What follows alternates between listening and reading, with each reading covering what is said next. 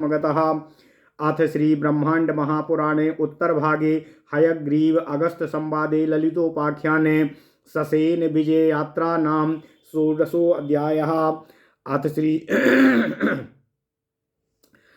अथ सा जगतां माता ललिता परमेश्वरी त्रैलोक्यकण्टकं भण्डं दैत्यं जेतुं विनिर्ययो चकार मर्दलाकारानम्भोराशिस्तु सप्तते प्रभूतमर्द्वलग्ध्वान् पूरयामास सुरम्बरम् मृदङ्गमुरजाश्चैव पटहूतु कुलीगणाः सेलुका झल्लरीराङ्घु हुण्डा डुङ्का हुण्डूका घटाः आनका पणवाश्चैव गोमुखाश्चार्यचन्द्रिकाः आनका पणवाश्चैव गोमुखाश्चार्धचन्द्रिका यवमध्या मुष्टिमध्या मर्दलाण्डीडिमा अपि झर्झराश्च वरिताश्च इङ्ग्यालिङ्ग्यप्रदे प्रभेजता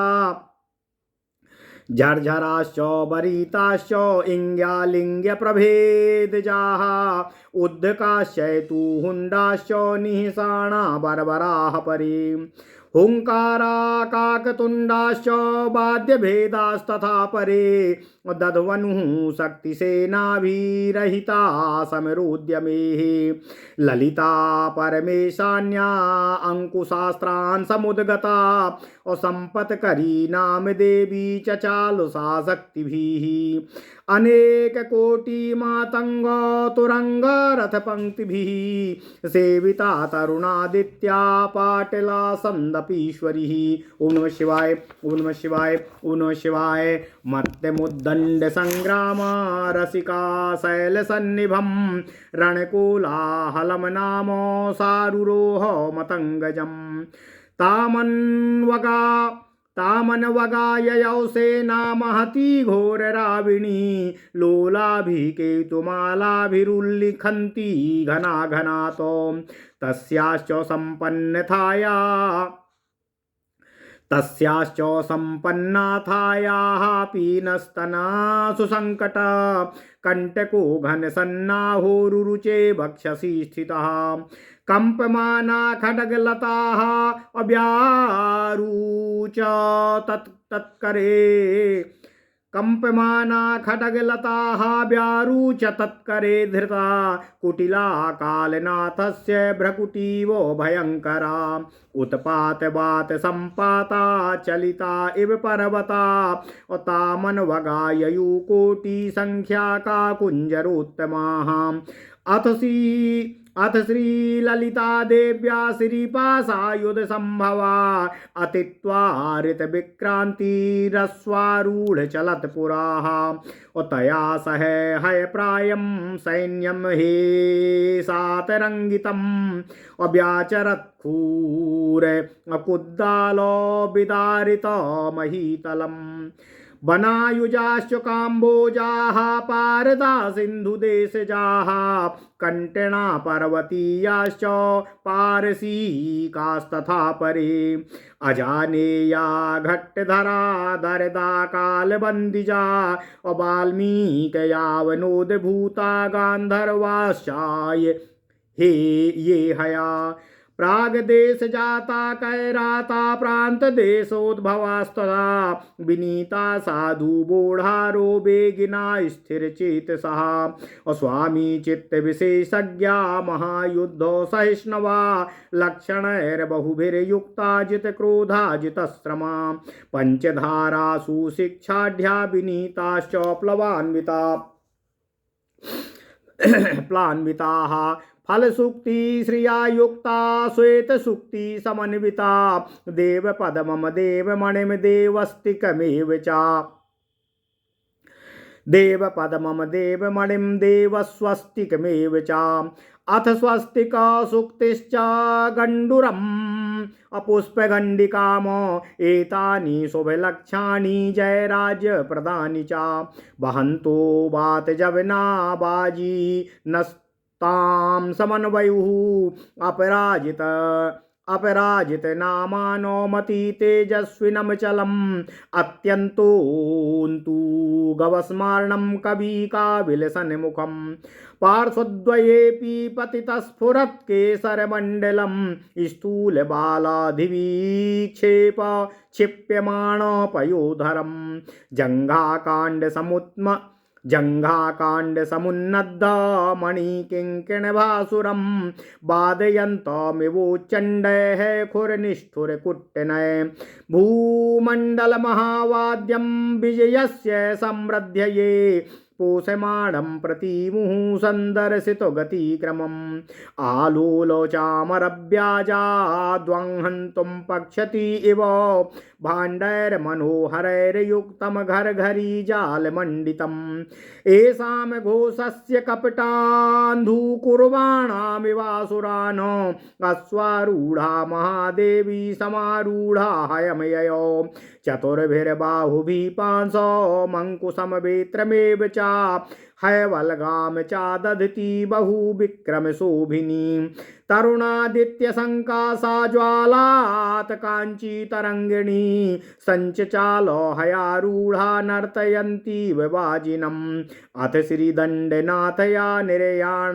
पटहध्वनिः उद्दण्ड सिन्धु निश्वानश्चकार बधिरम जगतो वज्रपाणे कठोरैश्च भिन्दन्त्यं कंकुभोदश अत्युद्भत भुजास्मानः शक्तयः काञ्ची दुच्छिताः कांश्चन श्रीदण्डनाथायाः सेनानासीरसङ्गता खड्गं फलकमादाय पप्लुबुश्चन्द चण्डशक्तयः अत्यन्तसैन्यसंवादमवेत्रसन्ताडनय सतः निवारयन्त्यो वेणित्र्यो व्युचलन्ति स्म शक्तयः अथ तुरङ्गध्वजश्रेणीर्महिषाङ्का मृगाङ्किकामो सिंहाङ्काश्चैव बिभ्राणा शक्तयो व्यचलन् पुरा।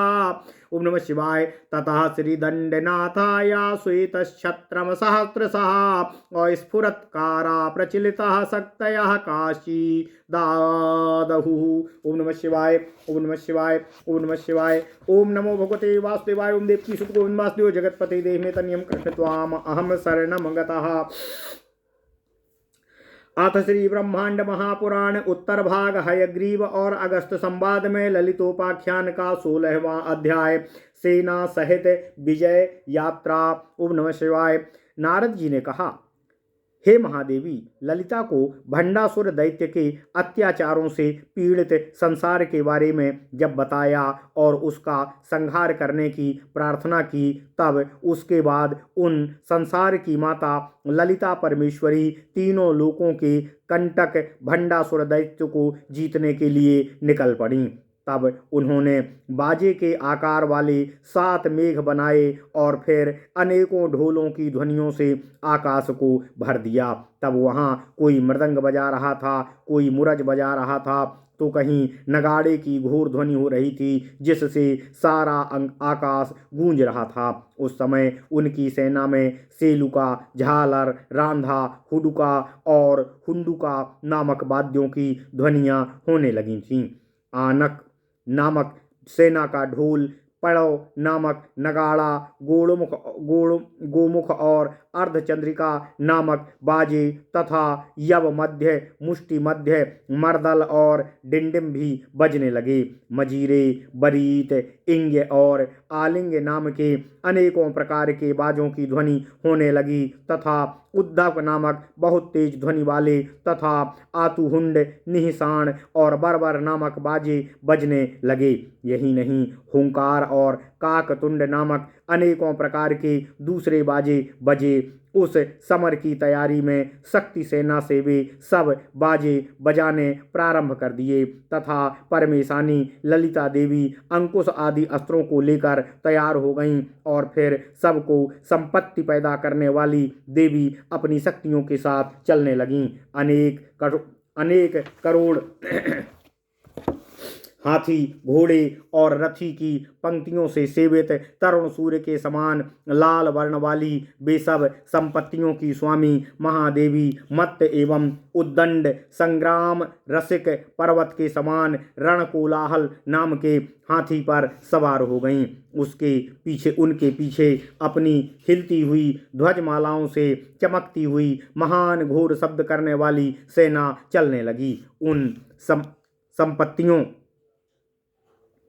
उन संपत्तियों की स्वामिनी देवी के वक्ष स्थल पर स्थूल स्तनों को कष्ट देने वाला कंटक युक्त घन सन्नाह अर्थात बादलों को उत्पन्न करने लगा अस्त्र अच्छा लग रहा था। हाथ में धारण की हुई कंपाती हुई तलवार बहुत ही रुचिकर लग रही थी, जो भगवान शंकर की टेढ़ी भौं के समान भयंकर थी। उस समय उत्पात पैदा करने वाली वायु से पर्वत चलते हुए से प्रतीत हो रहे थे। उन देवी के पीछे करोड़ों उत्तम हाथी चल रहे थे। इसके बाद श्री ललिता देवी द्वारा श्रीपास आयुध से उत्पन्न अतिशीघ्र चलने वाले और विशेष क्रांति अर्थात हलचल उत्पन्न करने वाले अश्वों पर आरूढ़ सैनिक आगे चलने लगे। उनके साथ अश्वारोही सेना घोड़ों की हिननाट के साथ चल रही थी तथा वे घोड़े अपने अपने खुरों से भूतल को खुरोदते हुए से चल रहे थे। उनकी सेना में अनेक प्रकार की नस्ल के तथा अनेकों प्रकार से उत्पन्न विशेष घोड़े थे, जैसे कि बनायुज, काम्बोज, पारद, सिंधु देशज, टंकण, पर्वतीय, पारसीक तथा अन्य भी बहुत प्रकार के उत्तम घोड़े थे। यही नहीं, अन्य ही जैसे अजानेय, घट्टधर, दरद, काल बंदेज अनेकों यौवन में मनमत्त गांधर्व नाम के घोड़े उनके साथ चल रहे थे तथा पूर्व देशों में पैदा हुए कैरात प्रांत में उत्पन्न हुए अनेकों घोड़े थे, जो विनम्र स्वभाव वाले अच्छी तरह अपने ऊपर बैठाकर ले जाने वाले स्थिर चित्त से वेग पूर्वक चलने वाले थे। वे घोड़े अपने स्वामी के मन की बात को अच्छी तरह जानने वाले थे तथा महायुद्ध में होने वाली कठिनाइयों और आपत्तियों को सहन करने में सक्षम थे। वे क्रोध को जीतने वाले तथा थकान को जीतने वाले घोड़े बहुत से शुभ लक्षणों से युक्त थे। अब लक्षणों को बताते हुए घोड़े शिखा पर 5 धाराओं से युक्त थे, जो एक शुभ लक्षण माना जाता है। अतः वे विनीत एवं छलांग लगाने वाले थे। कुछ उनमें फल और सुक्ति अर्थात सीप की शोभा से युक्त थे तथा कुछ श्वेत सीप से युक्त थे अर्थात उनके मस्तक पर ये चिन्ह थे तथा कुछ देव पद्म, देवमणि तथा देव स्वस्ति चिन्हों वाले थे। यही नहीं, कुछ घोड़े स्वास्तिक चिन्ह और सुक्ति अर्थात सीप दोनों चिन्हों वाले थे तथा कुछ गढ़ोर और फूलों जैसी गंडिका वाले थे। ये सभी शुभ लक्षण विजय और राज्य प्रदान करने में सक्षम थे। इस प्रकार वायु के समान वेग से दौड़ने वाले घोड़े वहां उपस्थित थे। वे घोड़े अपराजित नाम वाले थे, अत्यंत तेजस्वी तथा चंचल थे। उनके शरीर अत्यंत ऊंचे और मुख लगाम की रस्सी से अत्यंत सुशोभित थे। उन घोड़ों की गर्दन के दोनों ओर गिरे हुए बाल फहरा रहे थे। मोटे मोटे काले काले बालों के बिखेरने से ऐसा लगता था कि मानो बादलों को बिखेर दिया गया हो। उनकी जंघाओं के बीच की गांठों का समुन्नत मणिकिंकिणी चमक रही थी तथा खुरों में लगी हुई नाल के बाजे से बजने लगे थे। उस विजय की समृद्धि के लिए भूमंडल महाबाध्य बन चुका था। उन घोड़ों की चाल के क्रम से बार बार युद्ध की घोषणा सी की जा रही थी। उन महादेवी पर जो चंवर डुलाया जा रहा था, उसके पंख की जड़ को पकड़ के डुलाया जा रहा था। वह चंवर सुंदर पात्रों और घुंघरुओं से सजा हुआ था। इस प्रकार की घोर ध्वनि करते हुए असुरों से युद्ध के लिए अश्व पर आरूढ़ महादेवी घोड़े पर सम्यक प्रकार से सवार होकर निकली। वे महादेवी अपने चारों हाथों में, एक हाथ में पास, एक में अंकुश, एक में बेंत अर्थात कोड़ा और एक हाथ में घोड़े की लगाम पकड़े हुए अत्यंत पराक्रम से शोभित हो रही थीं। तरुण सूर्य के समान प्रकाश वाली चमकती हुई करधनी वाली वे देवी घोड़े पर सवार हो घोड़े को नचाती हुई के समान चल रही थीं। उसके बाद श्री दंडनाथा ने अभियान अर्थात युद्ध को कूच करने का बिगुल बजा दिया। जिस पटह ध्वनि से उद्दंड समुद्र की भयंकर ध्वनि से अधिक भीषण उस ध्वनि ने समस्त संसार को बधिक अर्थात बहरा बना दिया था।